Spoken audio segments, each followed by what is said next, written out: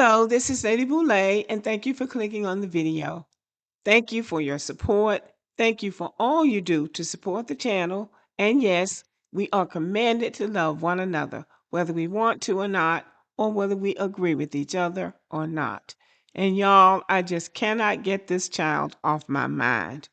I cannot get this 14-year-old shot in the back while running for his life off my mind. But in this video, I'm not going to mention the person that killed him because the deed has already been done. The question is, what do we do now? What do we do now? They have pictures of that convenience store on TikTok, and the police are just surrounding that store. It seems like they've got a fence around that store trying to keep Black people from burning the store down like they say they plan to do. Burning the store down is not the answer. We have to grow up as a race. And don't anybody come into my comment section telling me we're already doing this and we're already doing that, because we're not. Some Black people are doing it. Some Black people don't go in those stores. Some people are coming in the comment section saying, I have never been in one of those stores, or I haven't been in one of those stores in 20 years. But somebody is going in those stores, because if they were not, we would not be having the problem that we're having. So this video is about the beginning of self-love for us. Those of us who don't know that what happens to one Black person can happen to all of us. This is a collective fight. This is a collective situation that we're in. We can have boundaries, and we can live safely where we can live safer in this country, because nobody's really safe if you want to look at it that way. No race is really safe, but we can be safer based on our behavior, and that's what this video is about. The Rick Child verdict just opened a can of worms. Okay, this is not the summer to not know where your child is. And I am not victim blaming. I'm just trying to connect the dots. We heard in DC that they are holding parents accountable for their child's action. This is not the summer for your kid to be raiding stores, being unsupervised. Now, this is the part that's getting a lot of Black children in trouble. There is not enough supervision. Black people used to supervise their children, and some parents still do now.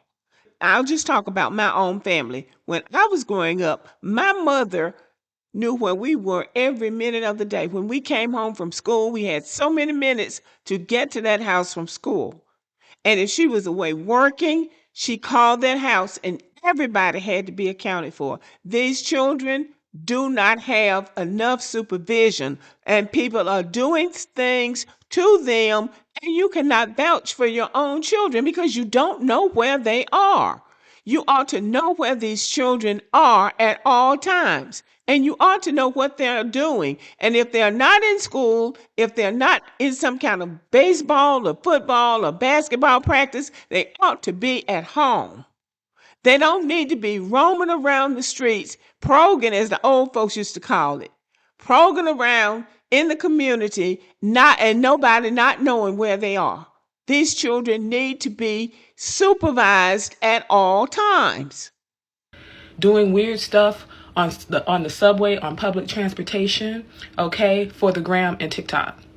You need to know where your child is at all times. You need to know who they're hanging with, okay? Because this verdict just gave permission for store owners to do whatever the hell they want if they suspect your child is stealing.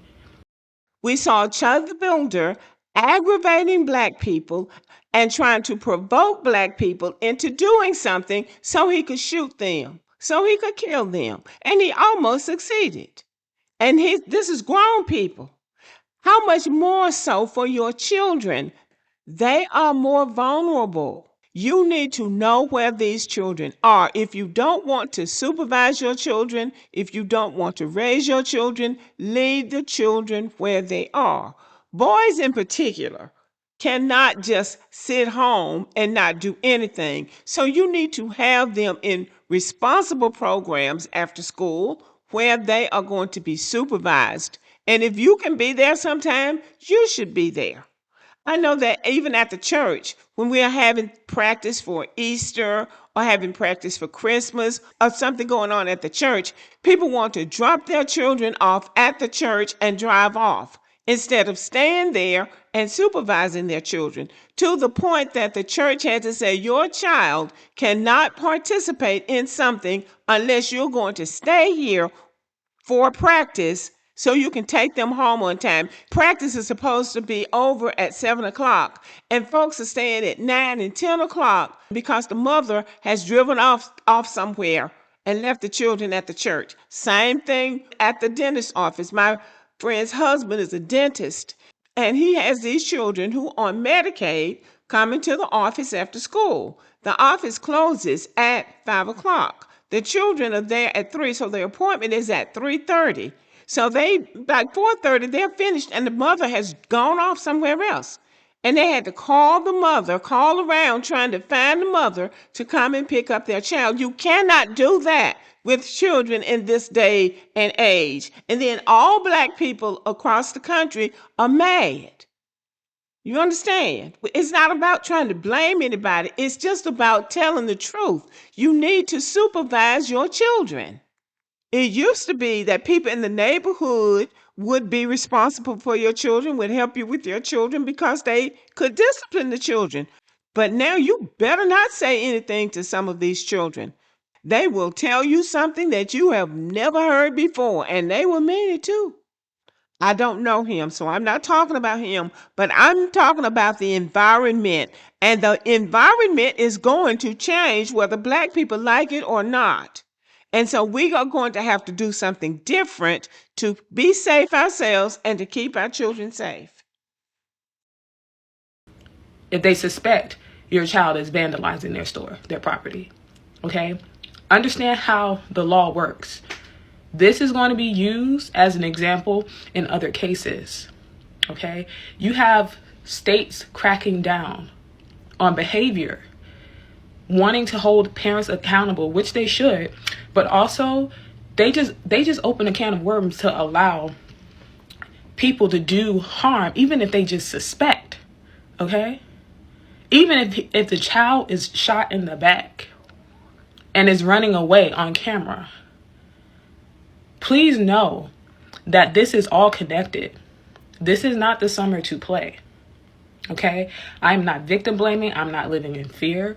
I'm just saying that I've seen an uptick in teenagers doing things, doing reckless behavior because they think they are minors and they can get away with it. Okay? No. I'm sorry to say that she's telling the truth.